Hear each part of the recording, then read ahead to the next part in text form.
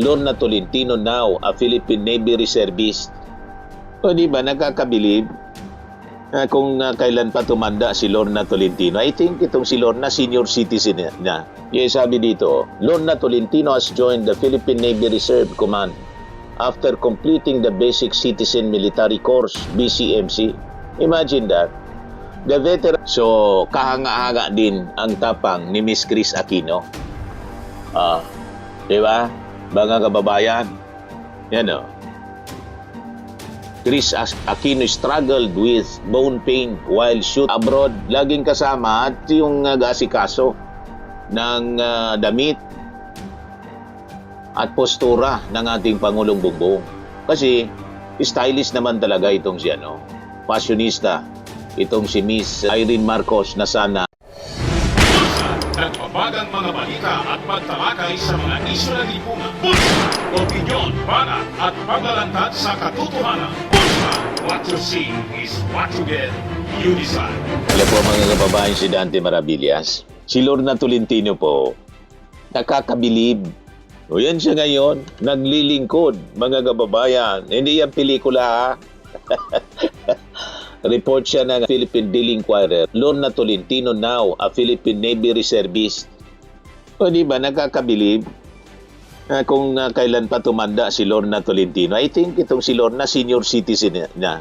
Pero hindi niya pinagkait yung kanyang sarili na makapaglingkod pa rin bilang isang reservist ng Philippine Navy. Lalo pa ngayon, di ba yung Philippine Navy natin, yung Coast Guard, sila yung nasa printera natin para sa pag-protect ng ating territorial sovereignty sa West Philippine Sea. Yung Navy natin. Di ba? So, salute to you, Madam Reservist Lorna Tolentino, na isa sa mga pinakang maganda na mukha sa showbiz. Yung sabi dito, Lorna Tolentino has joined the Philippine Navy Reserve Command after completing the Basic Citizen Military Course, BCMC. Imagine that. The veteran actress shared her achievement by showing moments from her graduation ceremony in Taguig through her Facebook page. Kahapon, Tolentino's son, Rap Fernandez, was present at the event to celebrate his mother's milestone. Ito yung mga artista, mga kababayan, na masasabi natin na hindi sila artista lang. Tama? Hindi sila yung artista lang. Di ba pag artista, medyo nilo-lockdown ng mga, yung iba. Hindi man ako naglo-lockdown sa mga artista. May mga artista po na capable na makapaglingkod sa ating bayan. Tama po? Kaya lang, may mga artista din tulad ni Robin Padilla na assuming masyado. Pero si Lito Lapid, mga kababayan, naging senador, alam niya yung kanyang kakulangan.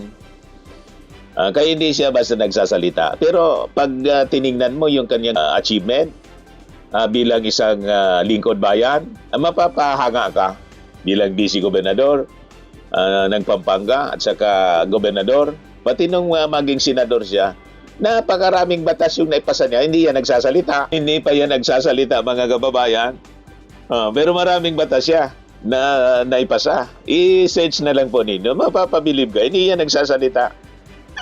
Alam niya kasi yung kanyang kakulangan, mga kababayan, pero hindi naging harang para siya makapaglingkod sa ating bayan. Ito, si Lorna Tolentino, kahit na siya, senior citizen, veteran actress, nagawa pa rin niya, mga kababayan, na sa ilalim sa Basic Citizen Military Training Course para makapaglingkod sa ating bansa bilang isang reservist. So talagang nakakahanga itong ginawa, mga kababayan, ni Lorna Tolentino. Discipline is choosing to finish even when it's hard.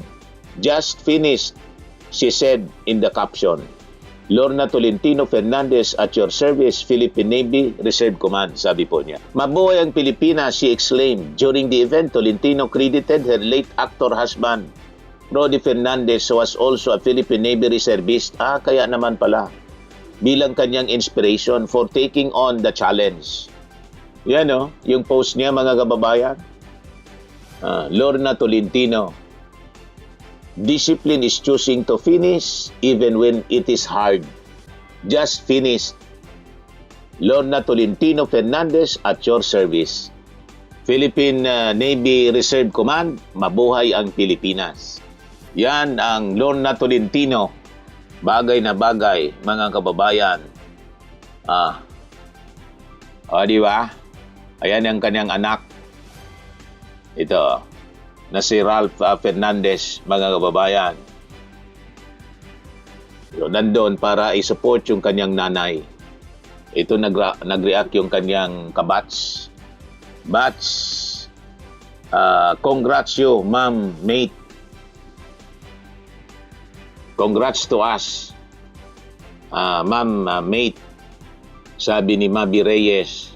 Magaganda yung mga reactions po. Her late husband, sabi ni Boss Domon, was also a member of the Marine Corps Reservist. Sabi ni Mariel Pugay Istores, kala ko po, for TV series, nakakatuwa. It really shows na lahat may mga tinatagong pangarap. Anong preno lang saglit. Pero pwede pa ding preno lang saglit, tama. Pero pwede pa ding tuparin. Congratulations po. Pwede pala kahit may edad na, nasa reservist training. Wow! Sabi ni Rodolphe Miranda, sabi ni Wilma Dillon, ngayon niya tinupad pangarap niya. Siguro yan ang pangarap niya nung bata pa siya. Aros, napakagaganda ng mga reactions na appreciate ng mga tao. Sabi ni Joy Abiliano sa Okay, age just a number. It does not matter. Congrats, Miss LT. Susan Silva Dison, congratulations, isa ka sa hinahangaan kong artista, lalo mo akong pinahanga sa inyong bagong journey na tatahakin. I salute you. Sabi ni 21 Mayo, nung unang panahon ito talaga pangarap ko, maging poliswoman, sundalo, Navy, kung saan lang swertihin. Kaso kinulang sa tangkad. Sabi ni Hart Maniklang de Jesus, congratulations Miss Victoria Lorna Fernandez. Kahanga-hanga, mga kababayan, yung aking isa sa paboritong artista noong aking kabataan. Hindi ko pinapalampas po pag Lorna Tolentino, Alma Moreno, talagang pinapanood natin, and lately Chris Aquino.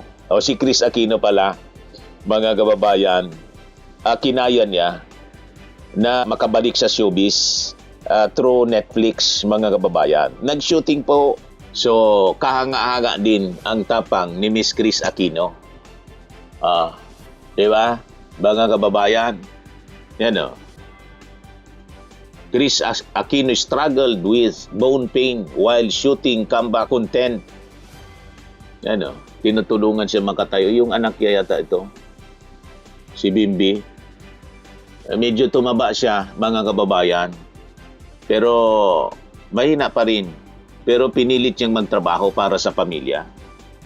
So, nakaka-believe, mga kababayan, ang ginagawa ni Miss Chris Aquino.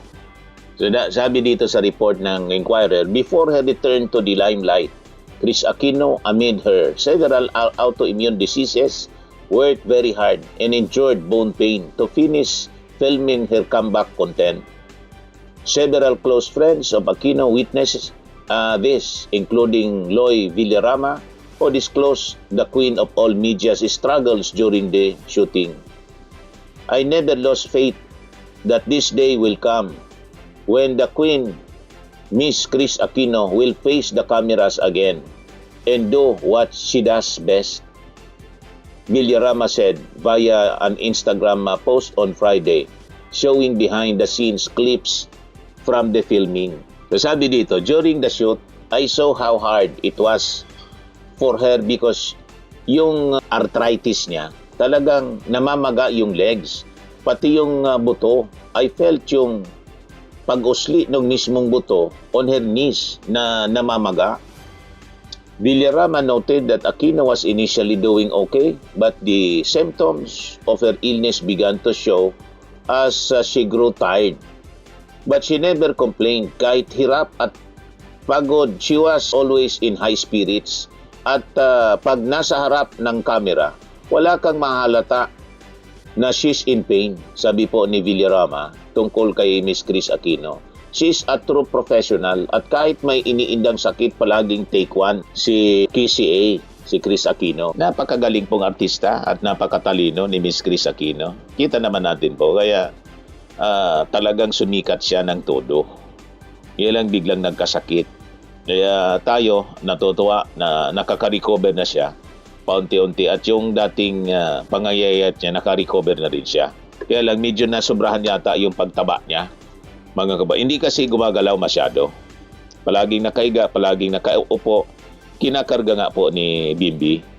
So ito siya, mga kababayan. Oh. Tingnan niyo, nakatayo siya. The Queen is back.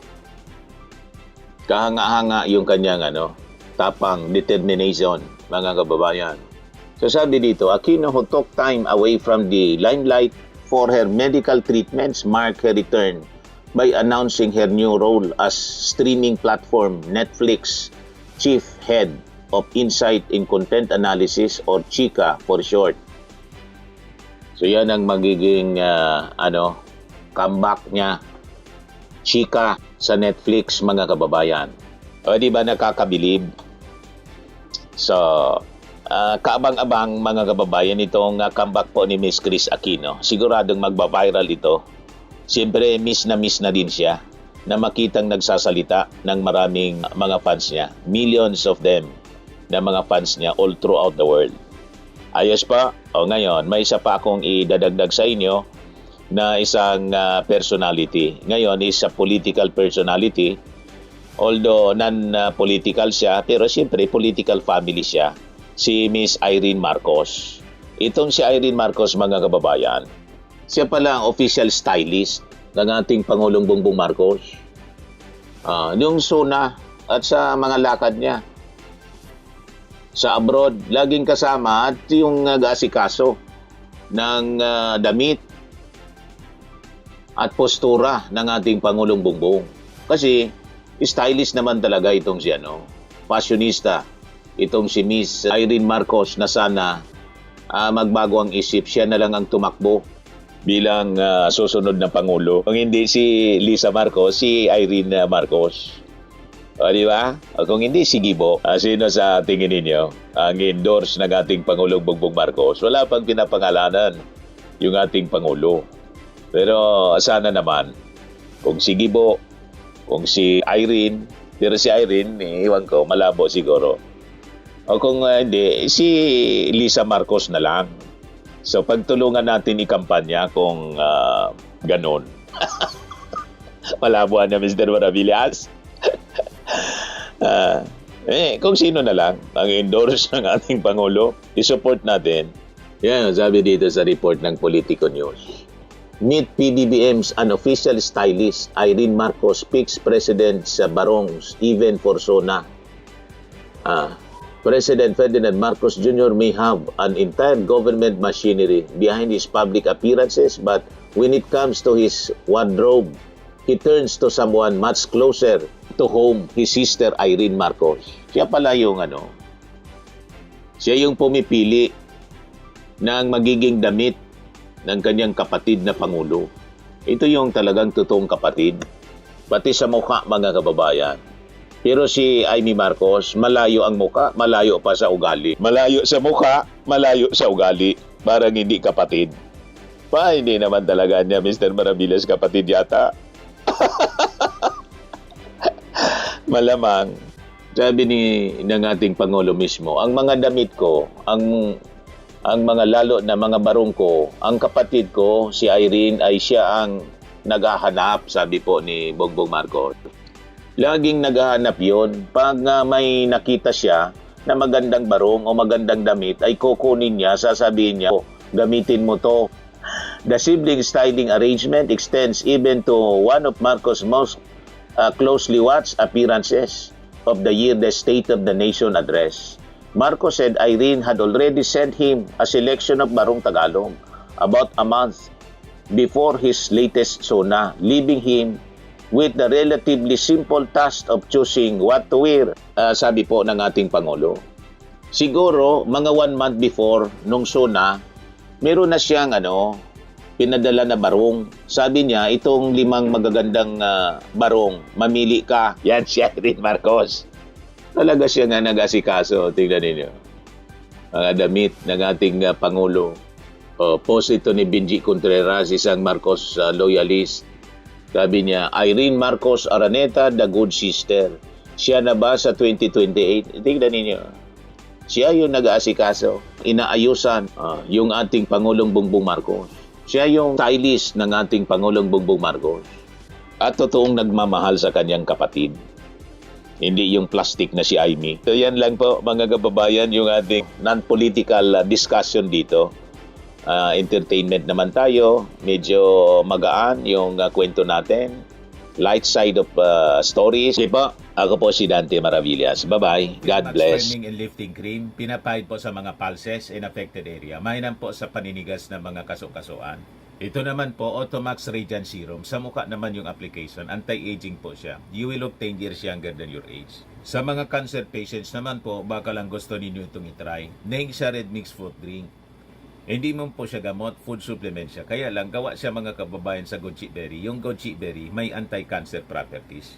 O ngayon, yung mga inquiries ninyo, dumiritso na lang kayo sa aming messenger sa Facebook para masagot namin agad. Ayos pa? Ayos na ayos niya, Mr. Maravilla. Sa mga nagana po ng malinis and spacious fitness gym, pumunta lang po kayo sa aming Colossal Fitness Gym. May Grab car rental din po kami. But anyway, ito po pala yung aming bagong product na binibenta online. I am worldwide amazing pure organic barley powdered drink mix from Australia. Negosyo to ng aking anak na architect entrepreneur Riz Maravillas. Ayan po. Kontakin na lang po ninyo siya, Riz Maravillas on Facebook. Ang mga health benefits niya, boost immunity, improves digestion, enhance energy levels, packed with antioxidants, prevent cancer. Ito naman po yung bago naming product na binibenta online. Eye Glow Serum, whitening po siya. Tingnan ninyo yung epekto sa aking anak na architect before and now. Yung mga inquiries po ninyo, dumiretso na lang kayo sa kanyang Facebook account, Riz Maravillas.